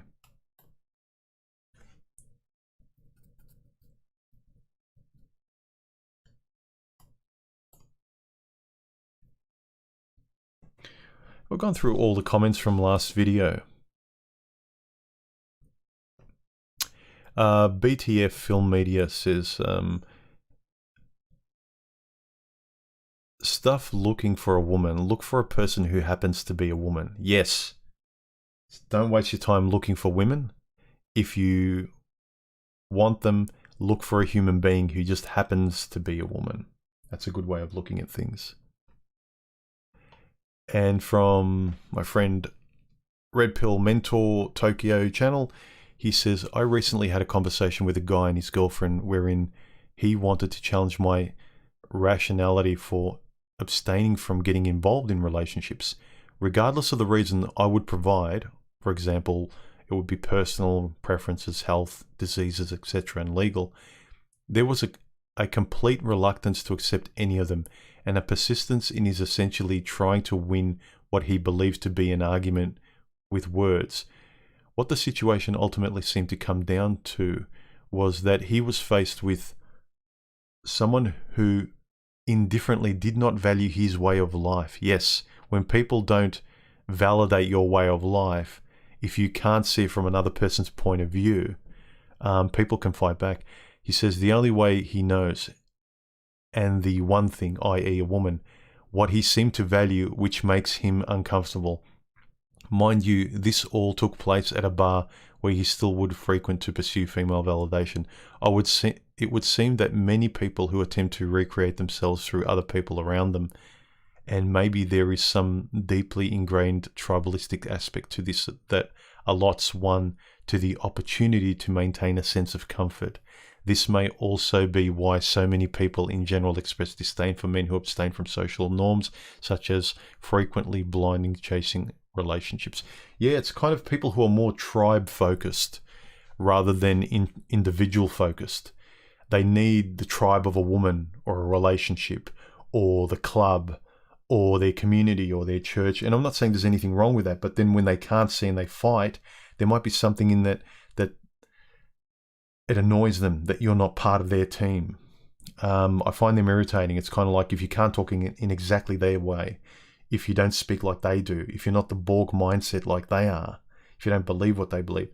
They can't appreciate anything different. They can't kind of go, that's interesting, but I know myself to a good degree where I can live and let live. Yeah. Those kind of people aren't my favorite either, Mr. Tokyo.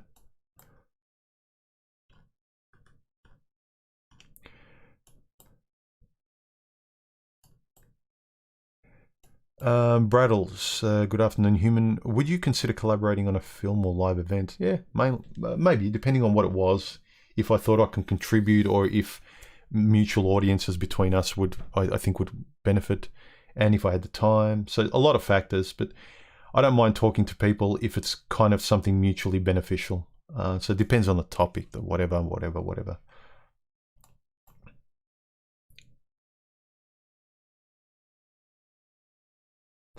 Jim Cliff says, who thinks human is giving or just spreading grief? I don't think I am. I'm just trying to show up and give you my thoughts about some concepts I thought about, and tell you what I've learnt, my views on things. Yeah, sure, I'm trying to sharpen my own opinion, but there are other people that go through similar things and maybe they can help work things out. But I'm not trying to be black-pilled or anything or be nihilistic. My intent isn't to spread grief at all. But depending on who's looking, some people might think I'm very negative. I don't know. Some people might like fluffy bunny videos. Some people might like me to be more blunt and mean or something. But I don't know.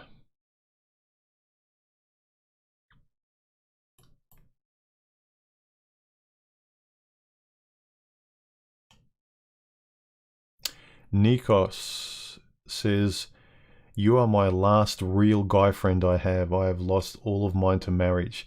They are not allowed out with single people. Unreal. Yeah, I experienced that too. You have to go out and find friends and people to talk to wherever you can.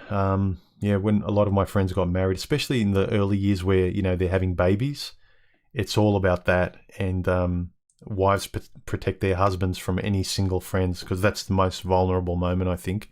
That's where that instinct comes from. Later, when their kids get older, I found that the wives ease up. They're not as insecure about things. It's not as dangerous, the environment. How long have we been going, guys? And be aware of the time.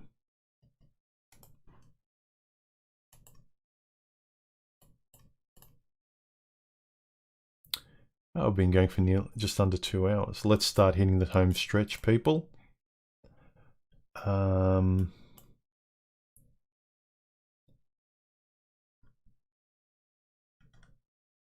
final questions, and then let's wrap it up.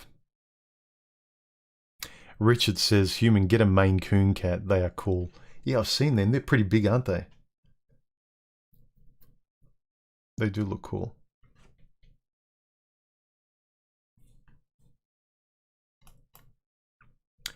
Boots Void, do you upload all the music you record in the Human Soundscape channels? I feel like that some tracks I hear on your videos are lacking. Do you upload that in any other platforms? Thanks. No. I haven't again, my main focus is my Human YouTube channel, where most of you guys are from. When I have time and when I remember, I'll spend some time uploading to podcasts, like the YouTube videos. I'll convert them to just audio. I'll pick out some of the ones I like, or the more popular music and some of the videos that I make, and I'll upload them to Human Soundscapes. But I just don't have enough time. There's so many platforms. Like there's like Instagram that I use more to notify people, just because most people are on Instagram and YouTube. So YouTube first, Instagram second, then everything else when I get time. And depending on what the thing is. So obviously some videos, like a conversation with Specialness, it's not going to really be focused. I'm not going to really care about the music. Whereas other things where it's a topic that's very emotional or very, very important personally, And if there's a piece of music that I really think suits it and I've created, I might stick a post-it note to remember to, you know, put it on the on my music channel later.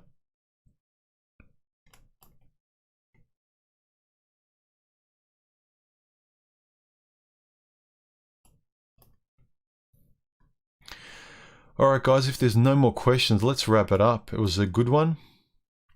And it's a good one because my mouth is dry and I've been speaking for 2 hours straight like a racehorse commentator.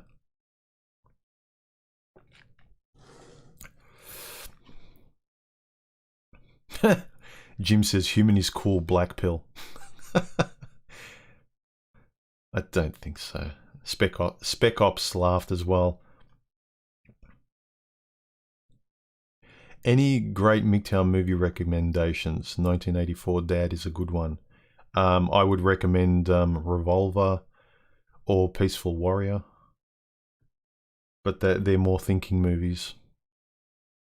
But just kind of fun. That's got a lot of MGTOW content. Anyway, guys. Hope you had fun. I did. Another live stream next week and a video at the very least, if not more. I'll talk to you guys very soon, and thanks for tuning in. Bye.